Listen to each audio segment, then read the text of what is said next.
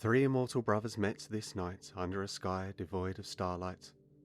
Around them lies the silent remains of a dead city, the towers carved apart in conflict generations ago, now weathered down to husks of eroded stone. The brothers stand here at the heart of an empty homeworld, the only ambassadors present from the three warships anchored in low orbit. The world was once claimed by the Blood Eagles, now it stands as a monument to their memory. There is peace here, though it is the peace of the grave, that perfect silence of lessons learned too late. Each brother brings his victories to the gathering, balanced, as the old law demands, by his miseries. The brothers are always honest on this night of nights. They may not speak every truth out loud, for there are shames that should never be spoken even amongst family. But it was agreed upon ancient oaths of bloodletting that no falsehood shall be told when the Triarchy's representatives gather. This is tradition. Tradition is a word these immortals know well. It shapes them, it binds them, and at times it threatens to shroud them.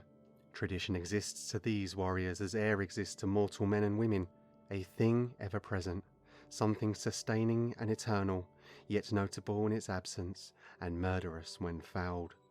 The first brother wears ceramite armour of royal red draped elegantly with a cloth loros tailored by slaves. The linen dyed the shade of precious ivory. The ceramite protecting his pale flesh is marked with oblique runes and decorated with talismans of faith and fury. Here, a vial of cloned blood hangs chained to his wrist, clanking softly with his gestures. There, bound to his breastplate, is a winged symbol of his ancient legion, forged by artisans from grotesquely rare Terran marble. He is beautiful, the way a noble lie is beautiful, the way statues of the Emperor's angels of death show divinity without flaw. Even his scars are threaded with tiny jewels, giving him a face repaired by ostentation where it would otherwise be marred by war. This is Yonok.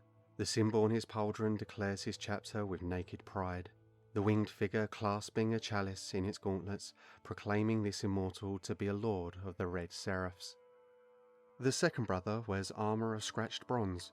He had to fight to get here, and it shows in 100 ways, some visible to the mortal eyes, others detectable only by immortal senses. The chainsword at his hip has thrown several teeth in previous battles, giving the blade a beggar's leer. He seeks to hide his weariness from his brothers, though they can hear the dull thunder of his heart, the calm rhythm yet betraying his recent exertions, just as they can smell the scent of the battle sweat that dried hours ago on his dark skin. Verdigris shows in the joints of his ceramite, speaking of a long war fought far from the foundries of his homeworld and the forges aboard his flagship. The unspoken need, also called the craving, the red thirst, the bitter hunger, shows in his fanged smile, another sign of exhaustion getting the better of him. This is Jagodir. On his shoulder, stark in its funeral majesty, is a pale skull crowned by a bladed halo, the sigil of the angels Numinous. The third and final brother wears armour fashioned to mimic the polished black of volcanic glass. This immortal, clad in obsidian edged with deep vein red, shows no emotion at all. His skin is the grey of the graveborn. His breath taints the air with the smell of old gore, of meat that was rotten before it was devoured. His skin stinks of a stasis crypt. His long cloak reeks of sepulchral dust. He could be a statue, but for the slow drift of his gaze. Eyes, the white of clean mist, miss no movement in the ruined chamber. This is Mordath. His pauldron displays the ornate, stylized cross of the charnel guard. Three angels, bound by the blood of their grandsire. Three drinkers of life and eaters of death gathered here tonight in the ashen garden of their greatest defeat. This is tradition. We are 3 chapters, drawn from 2 bloodlines, born of 1 legion, Yonok says, the first human voice this dead planet has heard in a generation. We are 3, Jagadir echoes, drawn from 2, born of 1. We are 3, drawn from 2, born of 1. Mordath says the same words, though not without a trace of cold amusement. His lineage is by far the oldest, The Charnel Guard were ancient when their kindred, the Blood Eagles chapter, tore themselves apart from the two disparate bloodlines standing before him now. With the ritual words spoken, the brothers may begin their conclave. This is tradition. This is tradition in an age when tradition is beginning to fail. Yonok, wreathed in crimson ceramite, speaks of what his red seraphs have saved. He tells of campaigns fought, cities defended, enemies overcome, oaths repaid. The chapter's roll of honour is long and storied. He speaks of the seraphs' nobility, of their defiance in the face of the grandsire's curse, of their endurance against the encroaching night. He speaks with a poet's voice and an orator's passion that is lost on his brethren. Jagadir spits on the ruined earth at a particularly poetic refrain, more from weariness than disrespect. Mordath barely even blinks during the various retellings. When Yonok finishes, he ends with a confession, one that he delivers with a gesture of his gauntleted hand to the sky above, a sky stained violet with supernatural anger. And with regret, I must admit that, despite our efforts, we cannot yet cross the Great Rift. Jagadir, armoured in dirty bronze, speaks next. Where Yonok speaks of past defiance, Jagadir tells of a hemorrhaging present.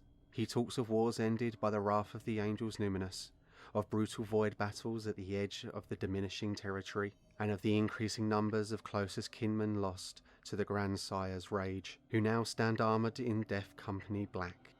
The triarchy is scattered across the infected stars. Filth pours from the great wound in the galaxy. Corruption seeds its way through the Imperium Nihilus within loyal-held lines. Travel from system to system, even planet to planet, has rotted away into a series of protracted, bloody odysseys. The Astronomicon, that sacred light of the Padiza called Emperor, remains dark and dull. Even the new Primaris warriors, the second generation, may not be enough to turn the tide. Yonok nods in solemn agreement. Mordath listens in motionless silence. Jagadir bares his canines in a snarled curse as he finishes with the same confession. We have also been unable to cross the rift. We can only fight the poison that pours out of it. The old law states that each speaker must tell of their chapter's past, present, and future. Yonok has spoken for the Red Seraphs. Jagadir has spoken for the Angels Numinous. Now both warriors look to Mordath to do the same of the Charnel Guard. This is tradition, in an age where tradition no longer offers any answers.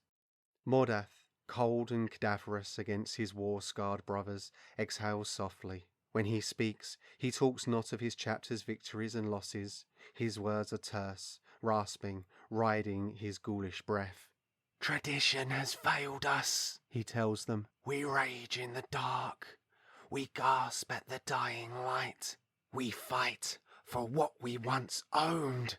We die for what we've already lost. No more, I say. No more.